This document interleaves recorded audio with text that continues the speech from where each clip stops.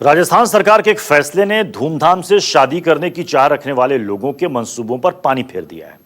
दरअसल सरकार का ताजा फरमान है कि अब 50 लोगों के साथ शादी तो हो सकेगी, लेकिन बारात के साथ बैंड बाजा या फिर डीजे नहीं बजेगा।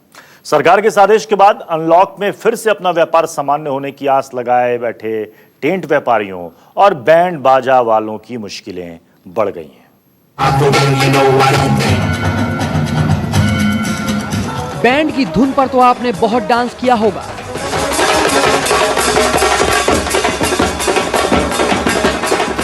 लेकिन अब वो दिन कब आएगा, फिलहाल किसी को कुछ नहीं पता।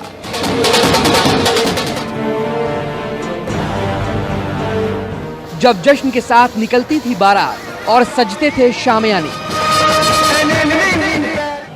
लेकिन जैसे ही कोरोना आया सब कुछ जैसे थम सा गया। कंफ्यूज मत होइए, ये सब पुरानी यादें हैं जो अब मुश्किल हैं दिखनी। कम से कम अगले 3-4 महीने तो शायद नहीं दिखे, क्योंकि कोरोना के बढ़ते कहर ने शादी ब्याह में भीड़ लगाने पर पाबंदी लगा दी है।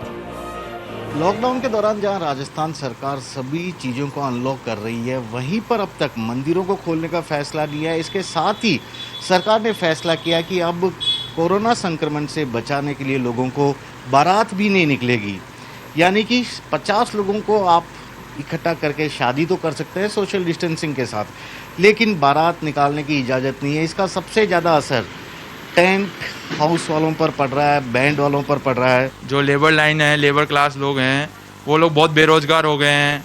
टैक्सी वाले हैं, बैंड बाजे वाले हैं, ढोल वाले हैं, इन लोगों का बहुत इफेक्ट हुआ है। और जहाँ तक है कि हम लोगों में भी साल भर तक तो हमारा बिजनेस भी अब बिल्कुल डाउन पड़ चुका है। राजस्थान में सरकार ने सड़कों पर बारात निकालने से मना कर दिया है। किसी भी शादी समारोह में 50 से ज्यादा लोगों के शामिल होने पर पाबंदी लगा दी गई है। शादी में किसी भी तरह की भीड़ न जुटे, ऐसी गाइडलाइन जारी की है। इस गाइडलाइन से सबसे ज्यादा परेशानी हो रही है शादी ब्याह से संबंधित कामकाज से जीवन यापन करने वालों को। उम्मीद तो यही थी कि भाई लॉकडाउन खुलने के बाद हमारा व्यापार काफ़ी कुछ हद तक चलेगा, लेकिन अभी तो ये मान के चलो कि अब साल भर तक हमारा व्यापार पे तो पूरा अफेक्ट हुआ है।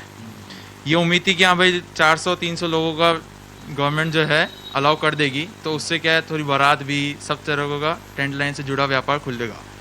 लेकिन अभी भी वो चीज़ नहीं हो रही है और 50 लोगों में भी लोग घर में कर रहे हैं, कोई बैंकेट हॉल में कर रहे हैं। टेंट वाले अब अपने भविष्य को लेकर चिंतित हैं, क्योंकि जब शादी जैसे कार्यक्रम में सिर्फ 50 लोग ही शामिल होने की इजाजत है, तो भला कौन मैरिज गार्डन को किराए पर लेकर वहां सजावट के लिए शादी कराना चाहेगा।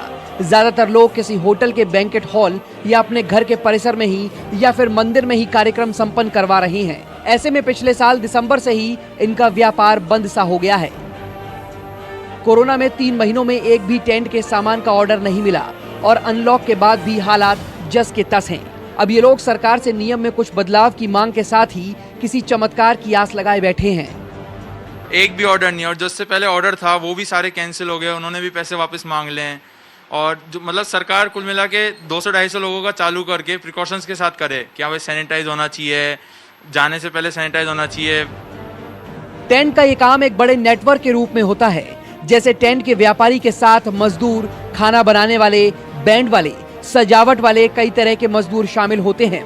ऐसे में इन सभी के सामने भूखे मरने की नौबत आ गई है। जिंदगी में कभी ऐसा कभी नहीं हुआ, पहली बार ऐसा चांस आया है जब जो है कि सभी टेंट वाले बहुत परेशान हो रहे हैं। सारी लेबर बड़ी दुखी हो रही है इस समय। कहीं से जो है गवर्नमेंट की तरफ से कोई सहायता भी नहीं मिल पा रही है लोगों को। तो जो है गवर्नमेंट से यही अनुरोध है कि ज़्यादा से ज़्यादा 300-400 आदमी तक तो कम से कम एक बार करे, ताकि जितने भी मैन्युफैक्चरिंग वाले हैं और जो भी किराए पे काम करने वाले हैं उनका धंधा सुचारू रूप से चल सके।